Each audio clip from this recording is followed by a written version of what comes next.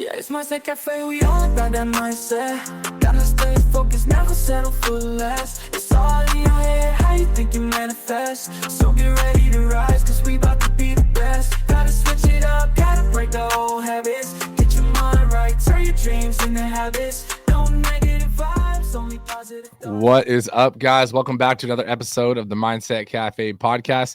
It's your boy Devin, and today we are diving into a topic that hits home for so many, and that is betrayal, right?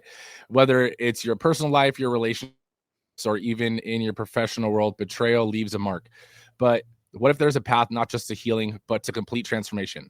Our guest, and I'm so honored to have her on because she is a doctor and she is so knowledgeable in this, but Dr. Debbi Silber, she is a holistic psychologist, the founder of the PBT, I don't know, I'm getting tongue-tied today, PBT Institute, and the leading expert on what she has coined as the post-betrayal syndrome. She is a two-time #1 international best-selling author and a TEDx speaker, and she is the host of the podcast From Betrayal to Breakthrough. So with further ado, Dr. Debbi, thank you so much for coming on today. Thank you. Looking forward to our conversation. So I like to start every episode with a rewind and dive into your upbringing. What was your upbringing like, and how did that kind of lead to where you currently are? Yeah. Well, you can imagine you don't study something like betrayal unless you have to. So it was kind of rocky. And then I had it was a family betrayal, so painful. Thought I did what I needed to do to heal from that. And then it happened again a few years later. This time it was my husband. That was the deal breaker. Anybody who's been through it, you're blindsided, devastated, shocked. And usually I go to books or courses or something to help me through things and personal development, right? And there wasn't anything. I couldn't find anything. But I had 4 kids, 6 dogs, a business. Like, I had to get it together. So I decided to study it at the PhD level, purely just so I could heal. And then it was time to do a study. So I studied betrayal. And that study led to 3 groundbreaking discoveries, which changed my health, my family, my work, my life. Okay. I mean, if you don't mind, and if it's okay to talk about, like, can we talk about what the betrayal was? I mean, it must have been strong to lead into the route that you've gone. Yeah. So with the family betrayal, it was lies, deception. Just, you feel like it's where that mask is just pulled off and you're absolutely blindsided. Didn't see it coming, that kind of thing. And with my husband, it was infidelity. Okay. And so, I mean, and I'm sorry to hear that. That's horrible, first off. But were you started studying after, I'm assuming, the husband incident, or were you already kind of getting your master's in maybe a different field and switched, or? Yeah, no, I've been in business 33 years. It was health and then mindset and personal development and really going that route, just sort of helping people with their lifestyle and in physically, mentally, and emotionally. But then when the betrayal happened, like I said, I couldn't find anything to help me. And I thought, if I study my way through this, and if I figure out a way to, and I remember this one moment too, where I'm going through this program and I said, I have no idea how I'm going to heal from this, but if I do, I'm taking everybody with me. I mean, I hadn't been in school in 30 years. So for me to go back for a PhD, like, that's a whole other part of my mind I hadn't used in decades. But I felt so called, just so called to do it. It was divine intervention for sure. I got to say, going back to get a PhD, let alone go back to school, I mean, not the same instance, but I was one of the few kids that got kicked out of college for 2 years. I got suspended in college, and it was for fraternity stuff. But going back, I was on my last semester, mind you. Like, I had started my career as a personal trainer, and it was like, my hardest class, if I go back, is the history of the Olympics. Like, it's all electives. Like, what? I don't need to go back. But then it was that, man, you started something, finish it. But going back after 2 years, even though the classes weren't difficult, it was still difficult. So I can't even imagine. And I give hats off to you for going back and getting a PhD. Like, that is mind blowing. Seriously, it was crazy. I went back at 50. But here's what's even crazier. And by the way, I was a personal trainer back in 91, ACE certified. So probably before you were born. And that was a whole other career. That's really where it began. But I remember graduating from the PhD program, and I get an email from this really nice guy, and he's like, "Oh, we're going to be graduating together." I'm like, "Oh, great! Let me know who you are, so this way we can find each other." And he goes, "Well, remind me of your name." He goes, I'm not so great with that anymore. I'm 78. Wow. 78. So I was like, "What am I complaining about going back at 50?" Wow. That just shows you can do anything at any time in life. You just have to have the willingness and the courage to essentially take that step, right? And I mean, I'm sure it was uncomfortable for you at certain points as well because of maybe the age gap and so forth. I remember in college, like, I remember going for my bachelor's, like I had, people that are in their 40s, in their 50s, like getting their bachelor's as well. And for me, like I didn't mind it, but then I thought about it later in life and like putting myself in their shoes. Imagining if you're in a room full of like 21, 25-year-olds, like it must feel a little bit awkward. Well, what was really funny was, I had 4 kids who were in school at the time, and they're complaining about their work. And I'm like, "Oh, you think that's bad?" And I'm talking about my schoolwork and stuff, but still managing my business. Man, I had a great business at the time. And it was so interesting because all of a sudden the clients that were coming my way, it was mostly lifestyle back then. But then all of a sudden I start getting people coming my way who were trying to heal from a betrayal. And I wasn't ready to share this publicly, but I was doing everything the research proved I was doing. I was sort of my own case study. And so I was sharing it with them, and they were heavily medicated. They were numbing. They were just a wreck. And they were like, "How are you doing this?" And I'm like, all I'm doing is what I'm learning and implementing. And that became the beginning of just one of the 3 really exciting discoveries. No, I mean, that's amazing. I do want to dive out into that in one sec, but I do want to, ask, what was the business that you ran? Yeah. So I was a coach for you. Like I said, I mean, 33 years I'm in business. So it started as a personal trainer. I was a personal trainer, and I created that business because I was going back to school for an MSRD, holistic registered dietitian, master's in nutrition. And then I became a whole health coach, and then a functional diagnostic nutritionist, and then certified in quantum human design and quantum alignment system. And I was just a junkie for all kinds of holistic healing modalities and other stuff too. Emotion code. I mean, I became certified in all these different things. But when that betrayal happened, I was like, "Oh, no. I think I need a whole PhD in this." I mean, we do have that similar in common. I don't have as many of those certifications or degrees under my belt, but it always I'm a lot older than you. it always interests me. Like I literally just got my life coach certification just to get it, just to, when people say they're a life coach, I'm like, what are they learning that, and it's like, so I'm just interested in all those different, mindset development and the psychology behind things, and, all the different between fitness and, nutrition and mindset. It's so interesting. So I love that you are a living testament to that, because it shows, so much. But I really want to ask too, like the holistic approach, right? In your opinion, right? Is there a reason to go holistic versus non-holistic, or is there I guess, benefit to holistic? I always believe you're better off preventing something than having to heal from it. I mean, that was just a knowing that I had since years, decades. And it just, to me, makes more sense. I mean, when you think about when you think about the body that we have, we need to take care of it. So what's the best way to take care of it? It's a way that is supportive and natural to the body, right? Like all kinds of drugs and meds are not what we're designed to take. And then you think about it, if we're supposed to be on a medication forever, like whose best interest is that? The body's supposed to be healthy. The body wants to be healthy. The body wants to move. What are we feeding it? How are we treating it? How are we working with it? But the mind is just as powerful. We don't, I see so often with a lot of health people, they're so busy being focused on the body, and that's powerful. But the mind has so much to do with how the body shows up. Like, for example, 45% of everyone betrayed has a gut issue, right? Crohn's, IBS, diverticulitis, you name it. And here's what's so interesting. People go to the most amazing gut experts, I'm friends with a lot of them, to manage, this digestive issue. But if at the root of it is this unhealed betrayal, What happens is we deal with the root, the gut heals. So to me, we have to really manage the mind and the emotions just as much as the body.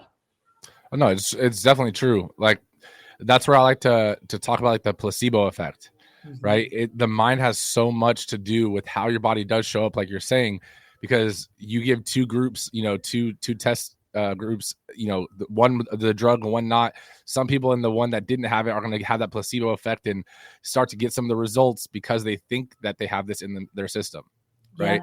Yeah. And even in my research, I saw something like that. It's like I assumed that the people who were the hardest hit would grow the least because they had the most to overcome. That had nothing to do with it. Nothing to do with it. It was the ones who put their head down and said, I'm not picking it up till I'm out the other side. They blew the doors off of the ones that were numbing, avoiding, distracting, doing a bunch of other things. So how we move through things, the taking on the idea that this isn't my story. This can be a pivotal chapter in my story, but this doesn't have to be my whole story. I mean, what we do with something makes all the difference in the world. I mean, there are people who they've been betrayed. It becomes their life story. It's a whole thing. And that's it. And more of the same and whatever. And then there are people, we see it every single day within our community, that they've taken that experience and it was the launch pad to their transformation. That was the launch pad to their new level of health, their new business, their new passion project. It all happens based on what we decide to do with it.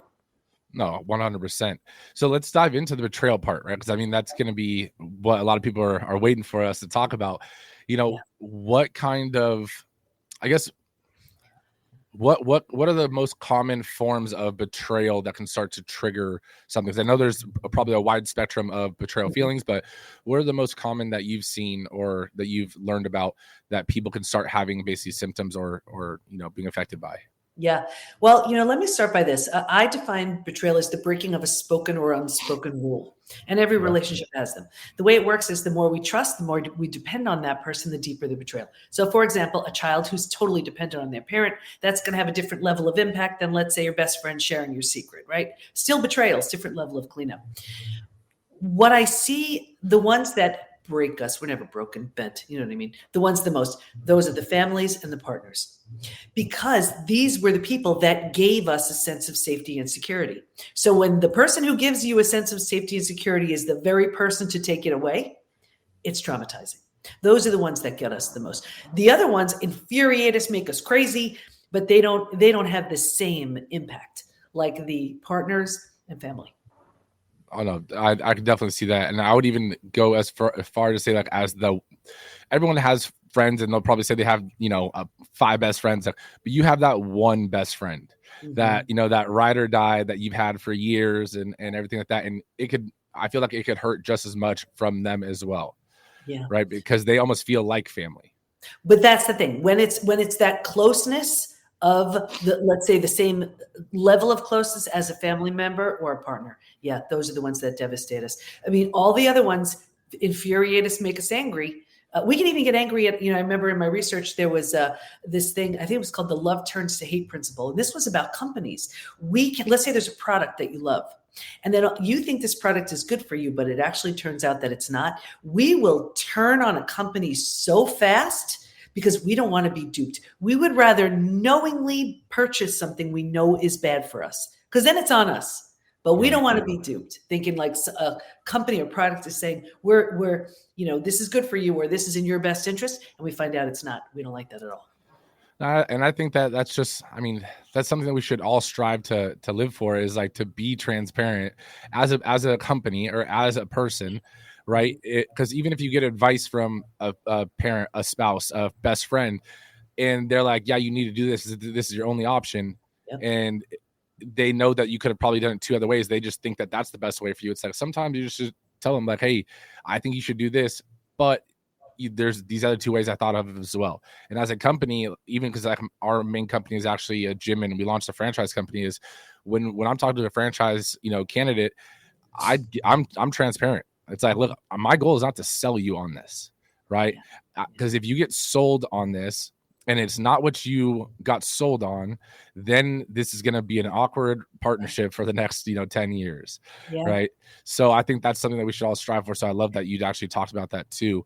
But why? I'll tell you, it's been a reason why in my 33 years of business, I mean, people can Google the living life out of me and you won't find anything bad. And it's because I live so simply. And if it's going to hurt someone, don't do it, period. And I assume, my mistake is I assume other people live by that same rule. And I'm always sort of shocked and amazed that they don't. But when you live cleanly like that, you don't have to worry about what you said. You don't have to worry about what you do because you're thinking ahead. How will this land?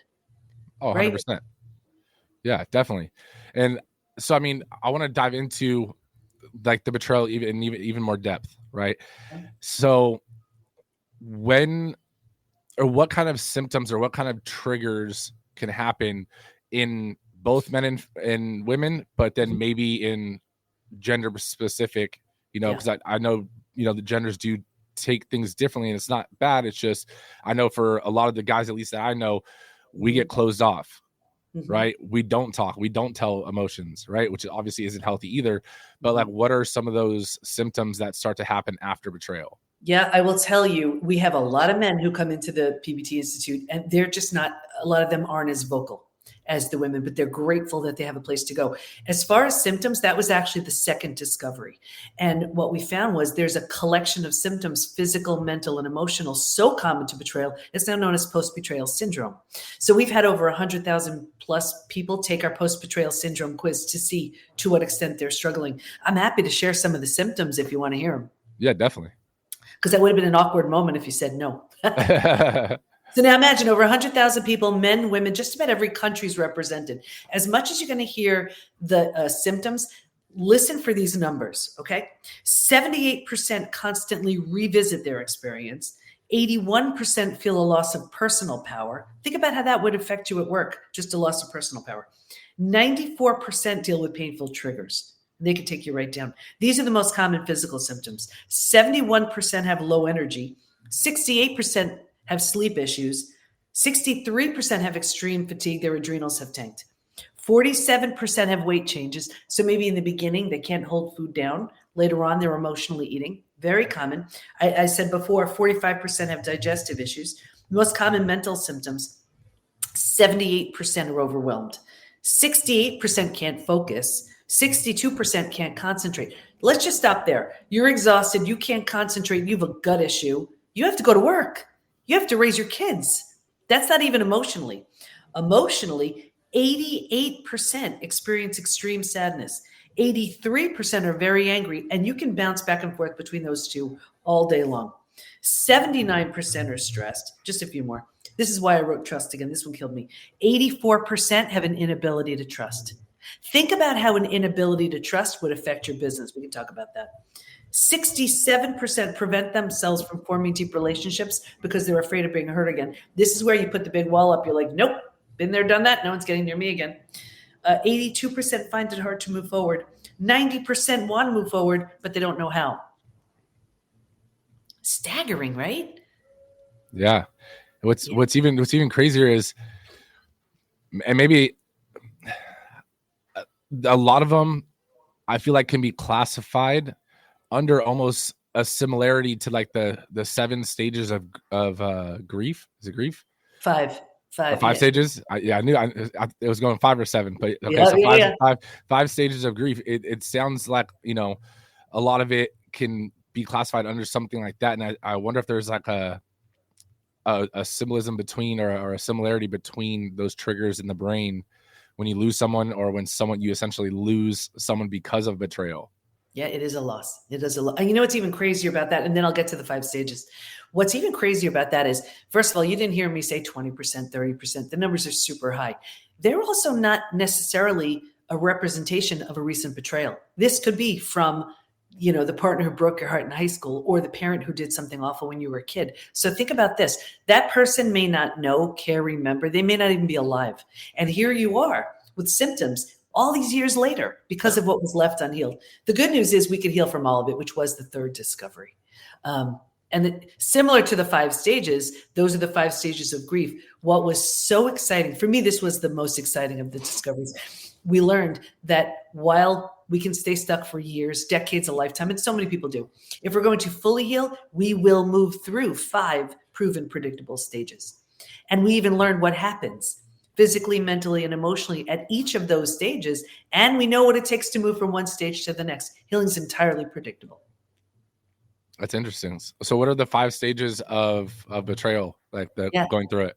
Yeah, sure. So the first is before it happens. And if you can imagine 4 legs of a table, the 4 legs being physical, mental, emotional, and spiritual, what I saw with everybody, me too, was a heavy lean on the physical and mental thinking and doing. We're so good at that.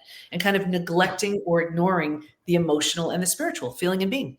Well, if a table only has 2 legs, it's going to be easy for that table to topple over. That's us. Stage 2, shock, trauma, D-Day, discovery day. This is the scariest of all of the stages. And this is the breakdown of the body, the mind, and the worldview. So right here, you've ignited the stress response. You are now headed for every single stress-related symptom, illness, condition, disease. Your mind is like, you cannot wrap your mind around what you just learned. This makes no sense. And your whole worldview is shattered, right? Your mental model, trust this person. These are the rules. In one earth-shattering moment or series of moments, every rule you've been following is no longer. The bottom has bottomed out on you and a new bottom hasn't been formed yet. This is terrifying, right? But think about it. If the bottom were to bottom out on you, what would you do? You grab hold of anything or anyone in order to stay safe, right? And stay alive. That's stage 3. Survival instincts emerge. This is by far where most people get stuck right here. And what happens is the reason why we get stuck here is because once we figured out how to survive our experience, because it feels so much better than the shock and trauma we just came from, we think it's good. And because we don't know there's anywhere else to go, we don't know about stage 4 or stage 5. We're like, all right, better figure out a way to make this work. We plant roots here. We're not supposed to. We don't know that. And 4 things start to happen. You're going to see so many of your clients right here in what I say. The first thing is we start getting all those small self benefits. We get to be right. We get someone to blame. We get our story. We love our story, right? We get sympathy from everyone we tell our story to. So we plant deeper roots. And now because the mind is here longer than we should be, now we start thinking things like, maybe you're not that great. Maybe you deserved it. Maybe this, maybe that. So we plant deeper roots. And now because these are the thoughts we're thinking, well, this is the energy we're putting out. Like energy attracts like energy. So now we're calling situations and circumstances and bad deals and, bad relationships, because this is where we feel we belong. Like here's where we go to therapy, and a well-meaning therapist who isn't highly skilled in betrayal, we will feel heard, validated, understood. It's gluing us in this spot, right? Here's where we're healing.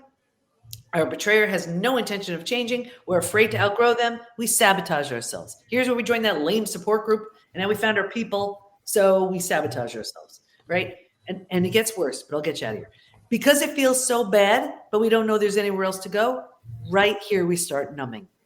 So now we start using food, drugs, alcohol, whatever, to numb, avoid, and distract. So we do it for a day, a week, a month. It's a habit, right? A year, 10 years, 20 years. And I can see someone 20 years later and say, that emotional eating you're doing, that drinking, you think that has anything to do with your betrayal? And they look at me like I'm crazy. You see, it happened 20 years ago. All they did was put themselves in stage 3 and stay there. That makes sense? Yeah. Yeah. And that's where most people live. Can I get you to stages 4 and 5? Yeah. That's the interesting part too, is like we get to that point, and then we put down the roots because we just think that this is what it is. This is the most that can happen, but we don't usually know what's on the other side of the horizon. We just got to kind of keep push through that barrier and get uncomfortable a little bit and take steps of the unknown. So, dive into the stage 4 and 5 a little bit more. Yeah. And think about it. That whole stage 3 life, repeat betrayals, more of the same, tamping down symptoms of post-betrayal syndrome. Your immune system is suppressed, accelerated aging. Like there is nothing good coming from that stage. Anyway, if you're willing to let go of the story, all it gives you, grieve, mourn the loss, bunch of things, you move to stage 4. Stage 4 is finding and adjusting to a new normal. So here's where you acknowledge, I can't undo what happened, but I control what I do with it. Right in that decision, you're turning down the stress response. You're not healing just yet, but you just stopped the massive damage you've been creating in stages 2 and stage 3. Stage 4 feels like if you've ever moved. If you've ever moved to a new house, office, whatever, like your stuff's not there, it's not cozy up, but you're like, okay, we can do this. We got this, right? That hopeful excitement. But think about it. If you were to move, you don't take everything with you, right? You don't take those things that don't represent who you're now ready to become. And what I found was there's this one spot as people leave stage 3 and enter into stage 4. If your friends weren't there for you, you've outgrown them, you're done. The lame support group, you're done. That betrayer who's not changing, you're done. That therapist who's keeping you stuck, you're done. And people, they say to me all the time, Dr. Debbi, I've had these people in my life for so long. Is it me? Yes. You're undergoing a transformation. If they don't rise, they don't come. Anyway, when you settle into this space, you make it sort of mentally home. You move into the 5th most beautiful place. And this is healing, rebirth, and a new worldview. The body starts to heal. Self-love, self-care, eating well, exercise. Now is the time. We couldn't do that earlier. We have new boundaries, new rules, new everything based on the road we traveled, and a new worldview based on everything we see so clearly now. And the 4 legs of the table, in the beginning, it was all about the physical and the mental. By this point, we're grounded. We're focused on the emotional and the spiritual too. Those are the 5 stages. Oh, I love that. And I mean, something you mentioned in stage 4, Mm-hmm. I saw something online and it piqued my interest, and I had my brain really, start going. And so I wanted to ask your thoughts on it. Right. And it was a therapist, I believe, or a doctor in psychology that was talking about essentially the therapists that always bring up the same topic of your trauma. And every single time you're talking about your trauma, it doesn't create a sense of healing because you're always visiting the same spot versus trying to reframe and get out and get over, essentially, and create that new life and new version of you with the new table. Do you agree with that? Is it, what are your thoughts on that?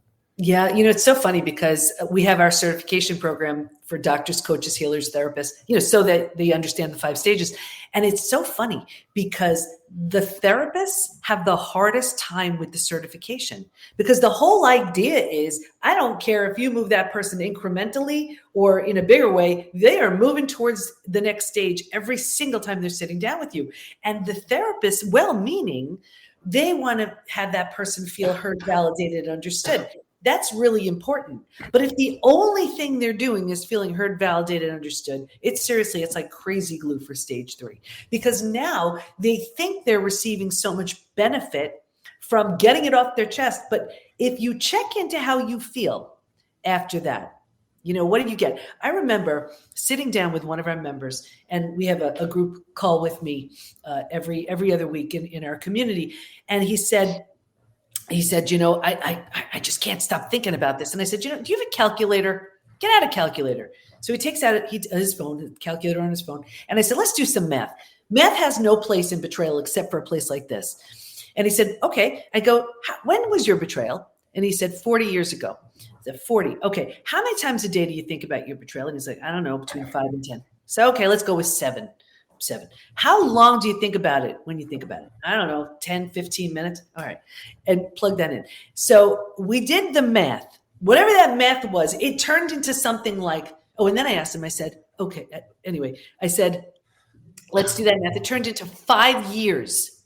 Ooh. So I said, okay, so look at this. Nothing has happened in that 5 years. It's like you put yourself in a cage for 5 years. Was there any one time that you came out of it with a nugget of insight, a new awareness, a new perspective? No. So you've essentially spent 5 years of your life doing nothing but making yourself sick, staying stuck. Do you see what's going on right here? Like, sometimes we need the hammer to that. And it's crazy when you put it into a different perspective like that, right? Because you think, oh, it's only 5 minutes of my day. But when you compound it and show what that is over the last 40 years, right? It's crazy. Out of 40 years, so you had 35 years that you were actually living, and 5 years were just dwelling, right? And that's like the part where I think that, let's say someone cuts you off in traffic, right? And the instant took, 5 seconds or even a millisecond, but then you let it affect, the next 5 hours of your day thinking about the person that cut you off in traffic, right? And it's like, you got to let it go, or else everything else, you're wasting precious time just thinking about something that happened. You can't have any change over it. And it's so much more than that too, because now you're flooding yourself with stress-induced hormones and chemicals. You're creating, aging, weight gain, illness, and disease. What you feed grows. So now you're looking for more confirming evidence to support this idea of, I don't matter. People don't, treat me well or whatever. And your mind's like, oh, I didn't realize you wanted this going. Okay, fine. We'll look for confirming evidence for you. And we create this whole life where it starts out as just a thought or something. And the energy and the emotion we put behind it creates our whole life. If you're not sure what you believe, take a look at your life. Your life is a 100% representation of every belief you hold. All your beliefs got you right here. So if you want something else, it's going to take a very different belief system to get you there. Oh, 100%. I don't disagree with that one word out of any of that. Yeah. What's one thing if someone is stuck in that, third stage, what is one thing that they can start doing today to start getting into stage 4 and 5? Yeah. One of the things is we don't even realize we're numbing ourselves. And it's helpful if because then it's the first step to change it. So actually, there are these 4 questions I invite everybody to write down. That's my way of saying write these down. Am I numbing, avoiding, distracting? If so, how? Like, call yourself on it. Do you go into the kitchen, you're not the least bit hungry, there you are in the fridge, right? Do you go into a room, you turn the TV on because you just want to drown out the sound of your own thoughts? Like, call yourself on it. The second question, this is a hard one. What am I pretending not to see? Right? Am I pretending not to see I hate my job? Am I pretending not to see that health issue that needs my attention? Am I pretending not to see my relationship is in trouble? Call yourself on it. The third question, what's life going to look like in 5 to 10 years if I keep this going?